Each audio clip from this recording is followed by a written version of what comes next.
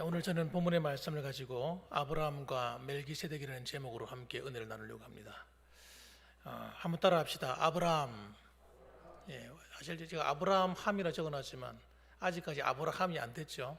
아브라함입니다. 아브라함. 나중에 우리가 뒤에 가서 아브라함이 되죠. 아브라함은 정말 말로만 사랑하는 사람이 아닌 것 같아요. 오늘 성경을 읽어보니까 참 아브라함은 진짜 자신의 목숨을 걸고 롯을 사랑한다는 걸 느꼈습니다.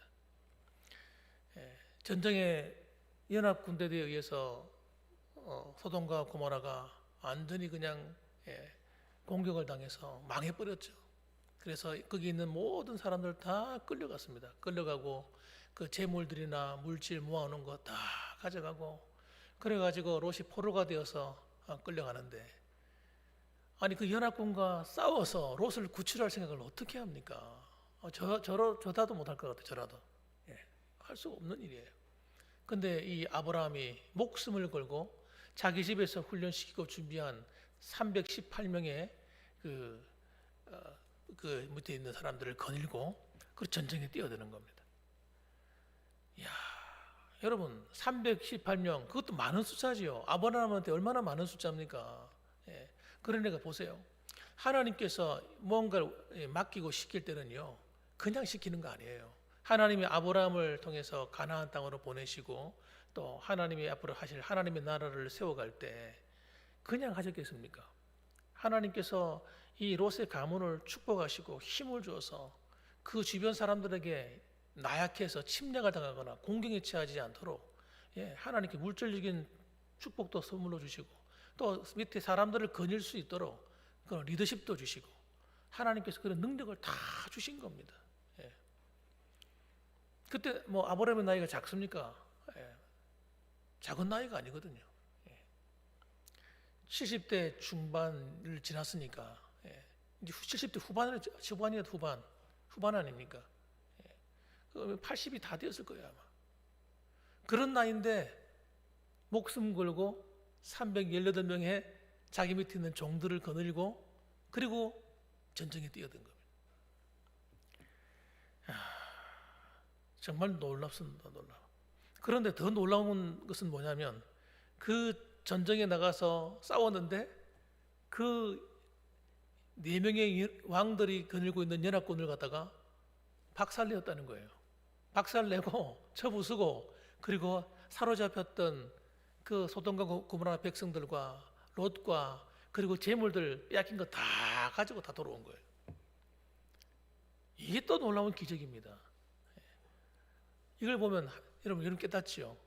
하나님이 함께 하시면 그렇게 되는 겁니다. 따라합시다. 하나님이 함께하는 사람.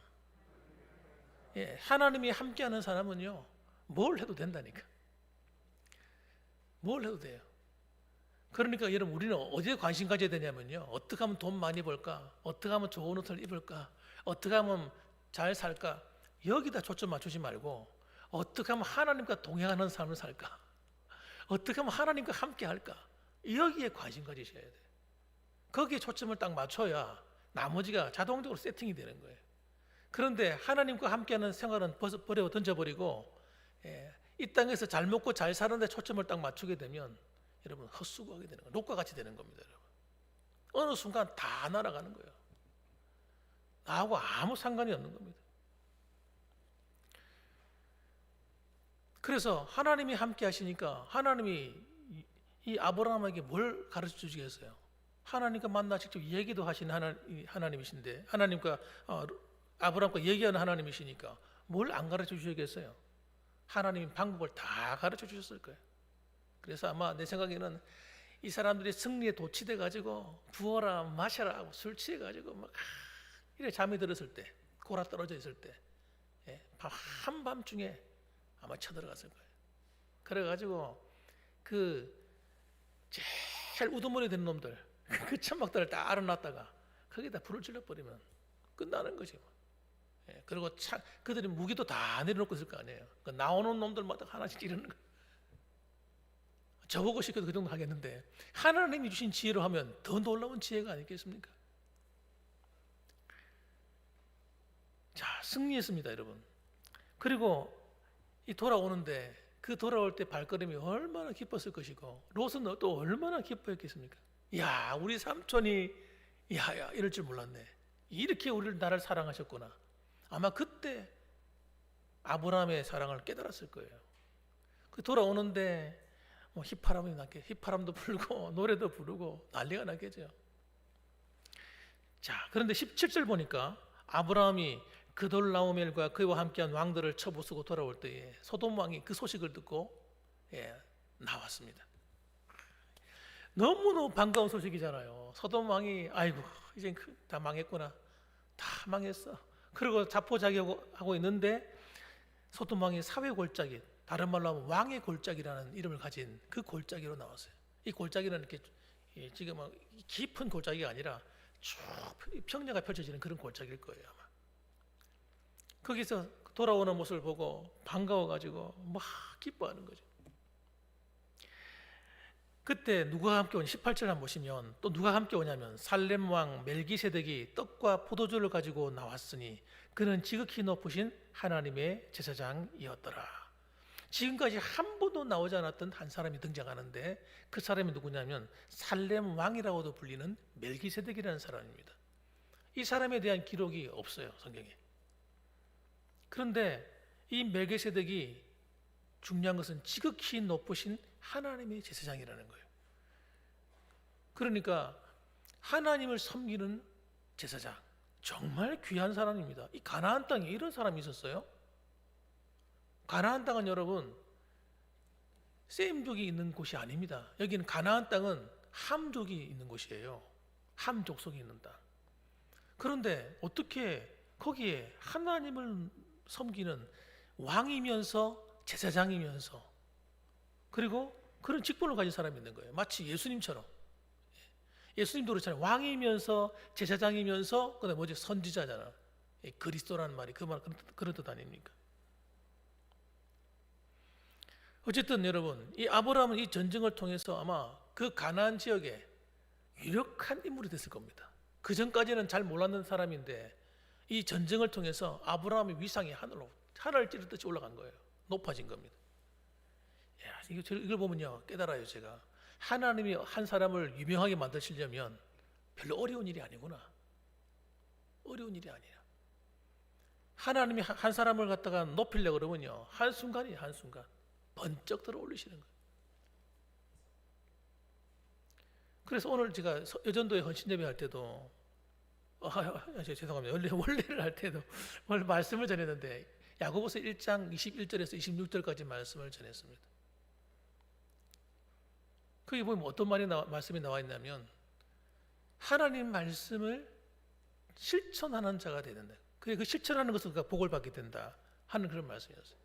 그 신앙생활을 할 때 초점이 바로 맞아야 됩니다. 초점이. 여러분 우리는 신앙생활이 봉사가 우선이 아닙니다. 여러분 봉사가 우선이 아니에요. 물론 기도 생활해야 되지만 기도가 우선이 아닙니다.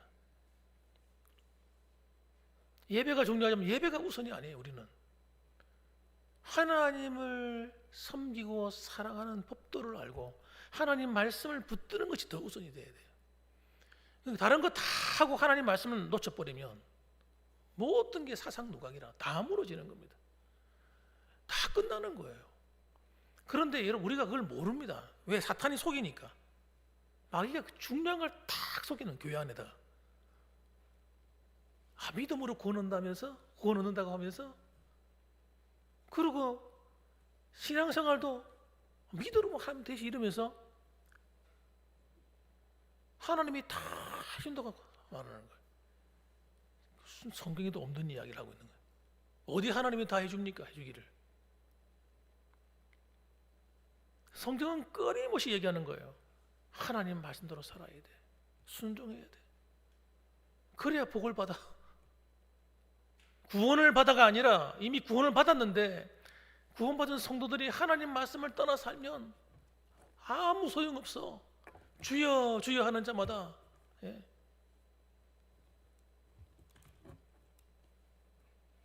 그래 되는 게 아니라는 거예요. 이 불법을 행하는 자들아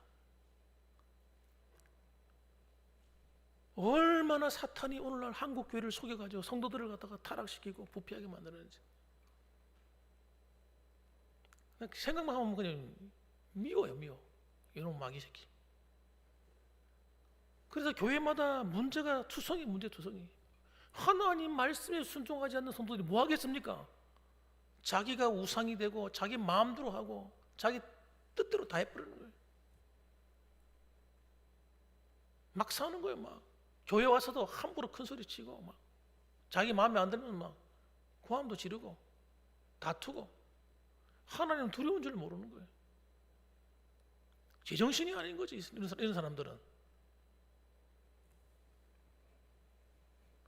하나님을 두려워하지 않고 하나님 말씀에 순종하는 도리를 모르니까 여러분 엉터리로 예수 믿고 있는 거예요. 엉터리로. 그 안에 어떻게 하나님의 나라가 이루어졌겠어요? 그 사람 안에 하나님을 경외함이 없고 하나님을 두려워하지 않는데 하나님께 순종하지 않는데 무슨 하나님이 그 안에 왕이 되신 거예요?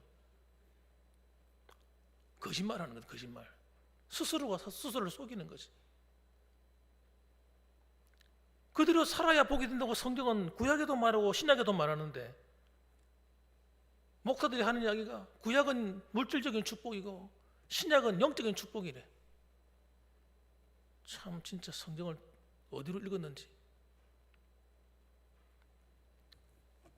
정신 차려야 돼. 이 사람들이 정말.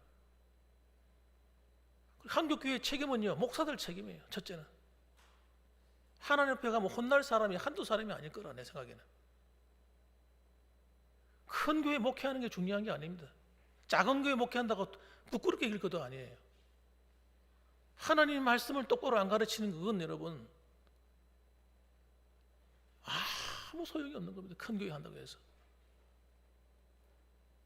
작은 교회라도 하나님 말씀을 똑바로 가르쳐서 성도들이 무엇이 옳고 그른지를 분별해 알고 어떻게 예수를 믿어야 할지를 알고 그렇게만 할 수 있다면 그건 정말 부끄럽지 않은 거예요. 하나님이 얼마나 기뻐하시겠어요. 마지막 때 하나님의 집에 양식을 나눠둘 자가 누구냐. 그렇게 하는 자가 오면 주인이 보고 기뻐한다고 말씀하잖아요.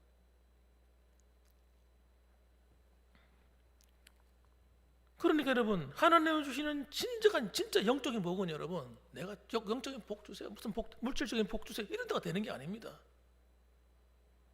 하나님을 내 주인으로 인정하고 나의 왕으로 인정하고 나의 아버지로 인정하고 그분의 말씀을 귀담아 듣고 그 말씀대로 사는 데다가 내 목숨을 다 걸어버려야 돼. 그게 내게 불편하고 힘들어도 그게 여러분 주님 뭐라고 말씀하십니까? 진짜 생명의 길은 넓은 길이 아니고 좁은 길이다. 좁은 문으로 들어가기를 힘쓰라. 근데 그 말이 무슨 뜻인지를 몰라요. 성도들이. 목사들도 모르고 성도들도 모르는 거예요. 뭐가 좁은 문으로 들어가는 길인지 뭐가 넓은 길로 가는 길인지 설교는 하면서도 몰라. 들어도 몰라. 그래서 저는 야고보 이 장로가 신통방통인 거예요. 저는 성경을 읽으면서 야고보 이분이 복음을 깨달아도 확실하게 깨달은 분인 거예요. 그런데 그걸 모르니까 뭐라고 말해요? 야고보가 행위를 강조한다고 수준 낮은 말씀이라고 생각하는 그런 때가 있었다니까요. 그런 때가. 정말 기가 막힌 일이죠. 기가 막힌. 영적인 눈이 안 띄어지니까. 그래서 이 사도 요한 보세요. 사도 요한도 여러분 진짜 복음을 정확하게 깨달은 사람. 사도 요한, 사도 바울, 사도 요한. 요한이 얼마나 예수님을 사랑했냐면 요한은요 항상 예수님 옆에 딱 팔짱을 끼듯이 붙어 있는 사람이 사도 요한이에요. 그러니까 예수님 하시는 말씀을 정확하게 들은 거예요. 요한 1, 2, 3서 요한 복음 이거 여러분 진짜 귀한 복음서입니다. 귀한 복음서 요한 서신서입니다. 한번 따로 요한 서신서하고 요한 복음은 따로 읽어보세요. 와 무슨 말을 하고 있는지. 그러니까 예수님이 하신 말씀을 그대로 이해하고 그대로 실천해 옮깁니다.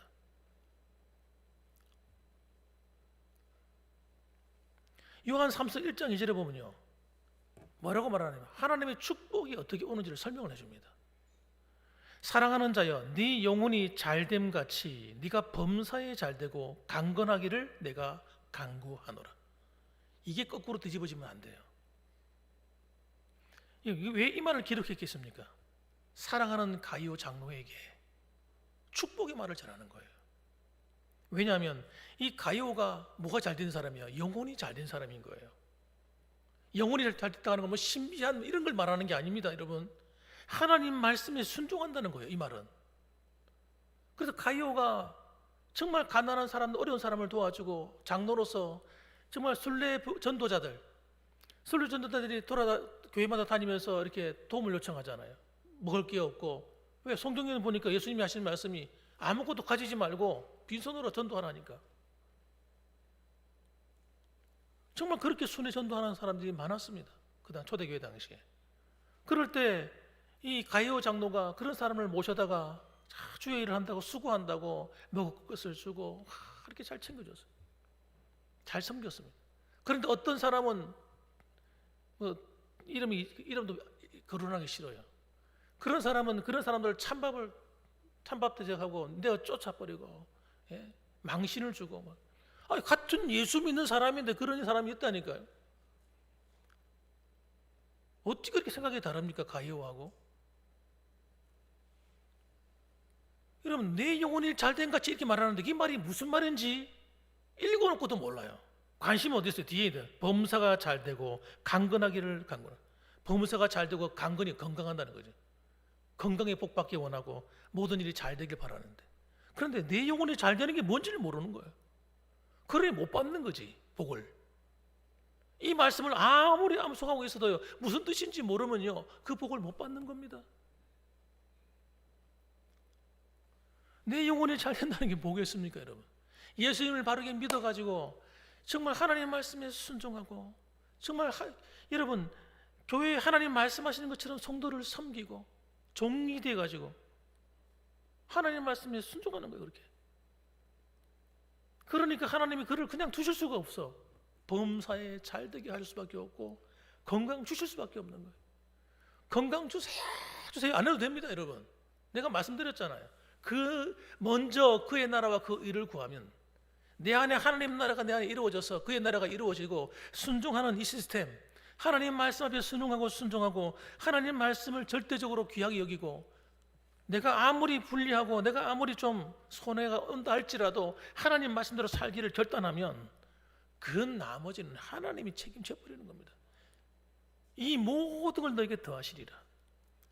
너무나 쉽고 분명한데 사탄이 한번 싹 꼬아놓으니까요, 그걸 못 알아보는 거예요.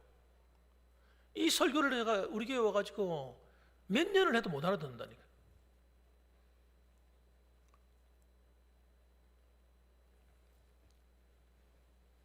하나님께 순종하는 도리가, 이 믿음이 생겨야만 나머지가 범사가 잘 되고 건강해지는 거예요. 순종하는 법을 모르면 여러분, 범사가 자꾸 꼬여요. 잘 돼가다 브레이크가 탁탁 걸리는 거예요. 건강해야 되는데 건강이 왔다가 가는 거예요. 하나님 말씀에 순종해서 입 고치라고 하나님 말씀하시는데 이거 여러분, 이 모든 저주를 내가 불러드리는 거예요. 이 말 가지고. 하나님의 심판이 네 말하는 대로 된다 하시는데 하나님의 심판이 있단 말이에요. 우리는 여러분 고치고 또 고쳐야 돼요. 언제까지? 하나님 앞에 서는 그날까지. 그렇지 않으면 여러분 질병을 불러드리는 건 내가. 출애굽기 15장 새벽 기도 시간에 제가 특별히, 수요일 날은 원래 병자를 위해서 기도하는 날인데 그날 내가 특별히 말씀 전해줘. 이거 내가 전하고 싶어 전한 게 아닙니다. 저는 전혀 계획이 없었어요. 계획이 없는데 잠언서 그 말씀을 순서대로 강론을 해야 되는데 말씀이 안 깨달아지는 거예요. 아무리 읽어도. 희한한 일이지. 하나님이 깨닫게 해주셔야 말씀을 설교를 할 수 있는데 안 깨달아지는 거예요. 새벽까지. 그래서 할 수 없이 하나님 내가 무슨 말씀 전해야 됩니까? 하는데 마침 수요일이더라고. 병자를 위한 말씀을 전해야 되겠구나. 그래서 그 말씀을 읽어보시면 질병이 왜 오는지를 설명을 해줘요. 우리가 몸이 약해져서 병이 오기도 하지만 여러분, 하나님 말씀대로 순종하지 않으면요, 애굽에 있는 모든 질병을 갖다 붓는다고 그랬어요. 그런 병은요, 회개하지 않으면 절대 고쳐지지 않습니다. 회개하지 않으면요, 그 문제가 해결되지 않아요. 이런 것들을 여러분, 이 성경을 똑바로 읽어야 우리가 깨닫게 되는 진리입니다, 여러분.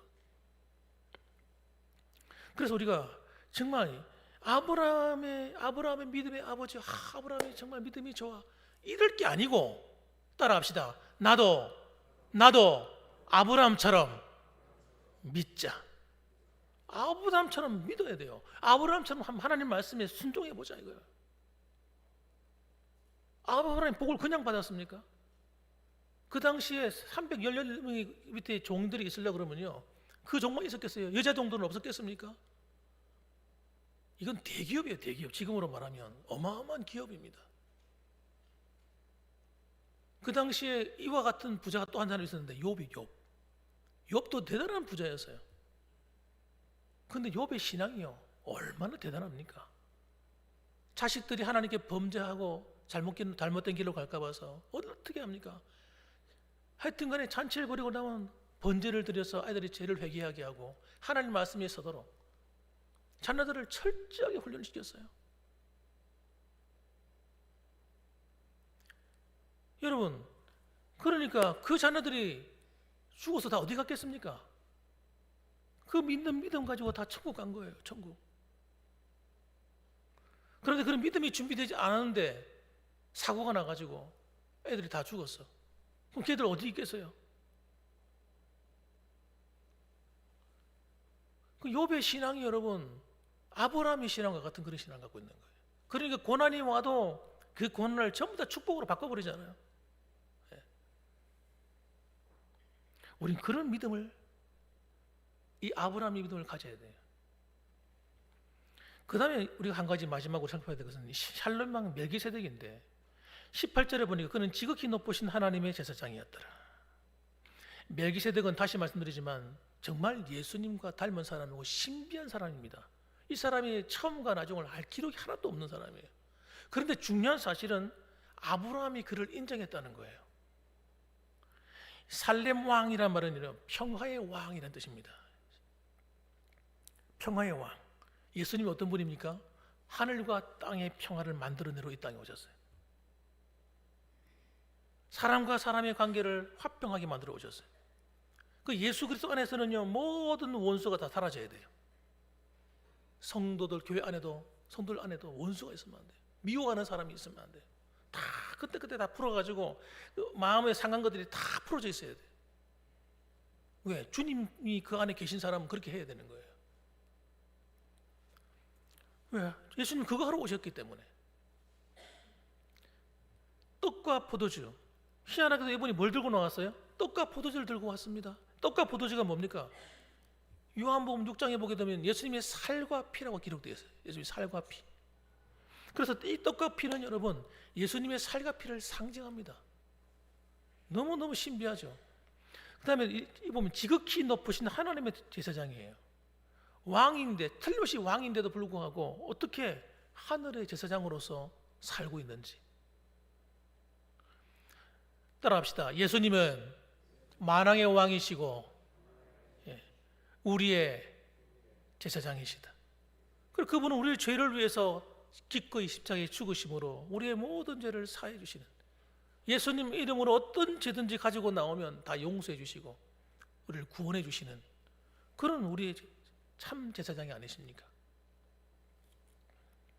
그래서 저는 사실 이 부분에 대해서 더 깊이 연구를 좀 해보고 싶지만은 너무 깊이 알 필요가 없는 부분이라고 생각합니다. 이 정도 알아도 충분합니다. 더 깊이 알아보면 헷갈려 버리니까. 그 다음에 또 한 가지, 마지막 세 번째로는 여러분, 11조를 하나님께 바치는 아브라함입니다. 자, 11조를 하나님께 바치는데 누구한테 바쳐요? 제사장에게 드립니다. 20절 보니까 너희 대적을 네 손에 붙이신 지극히 높으신 하나님을 찬송할지로다 하며 아브라함이 그 얻은 것에서 10분의 1을 멜기세덱에게 주었더라.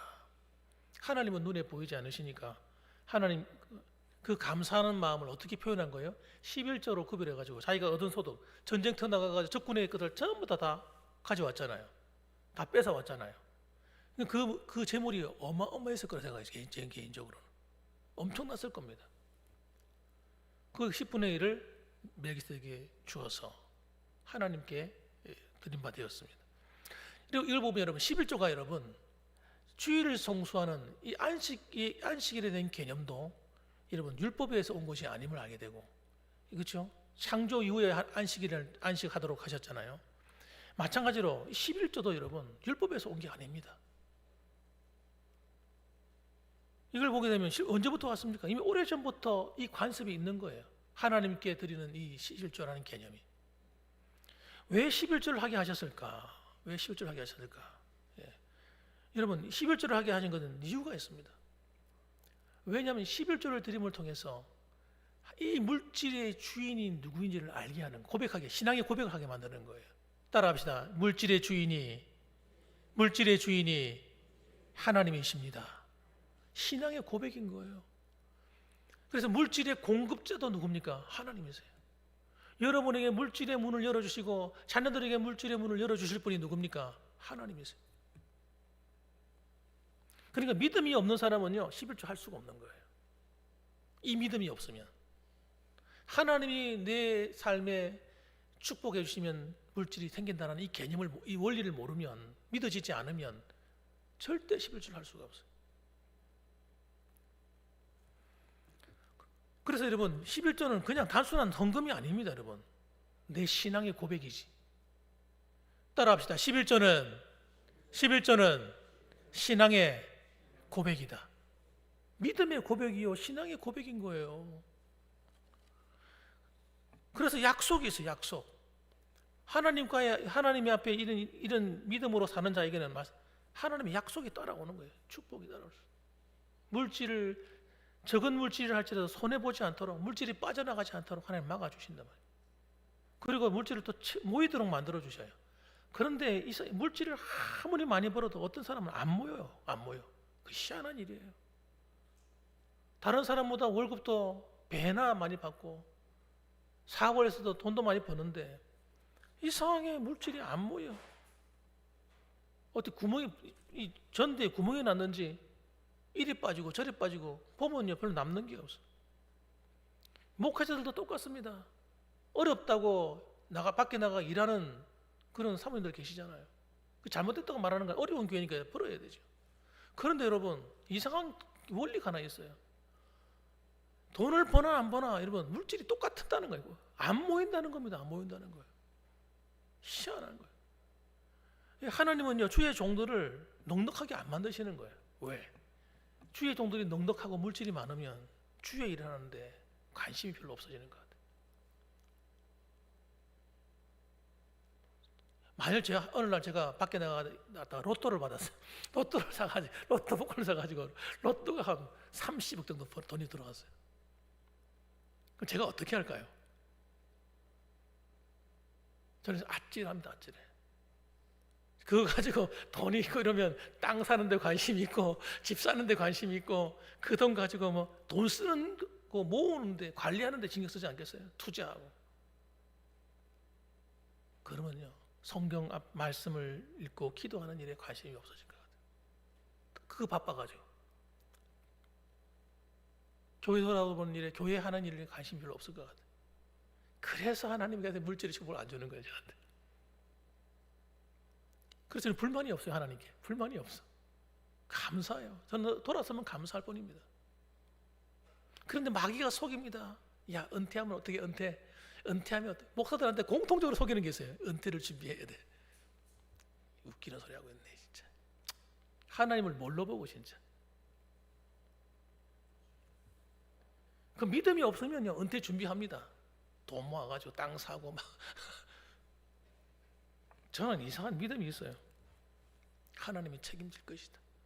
내 뭐 사는데 뭐 집이 넓은 게 뭐 필요합니까? 이제 갈 준비해야 되지. 조그만 방이라도 있으면 들어가 살면 되는 것이고. 하나님이 물질이 필요하면 우리 애들 놔뒀다 뭐 하겠습니까? 애들 축복하시겠지. 너가 아버지 좀 도와라 하고 물질의 축복 주시겠지. 뭐 하나님 앞에 어려운 게 하나도 없어요. 여러분의 가정, 여러분도 축복받는 게 여러분 어려운 게 아닙니다. 물질의 축복 돈이 없으니까 어렵고 힘들지. 하나님이 열어주시려고 한 마음만 딱 먹으시면요, 여러분 하나님이 확 열어버리시는 거예요. 그런데 왜 그렇게 안 만드실까? 여러분의 믿음을 아름답게 만들어가지고 하나님 앞에 상 받게 하려고. 이 땅에서 좀 잘 사는 것보다 하늘에서 상 받는 게 훨씬 좋거든요. 예, 진짜 그 나라에서 한 아름다운 집을 선물로 받고 아름다운 명예를 선물로 받아서 주님과 함께 다스리는 그 복을 받는 게 낫지.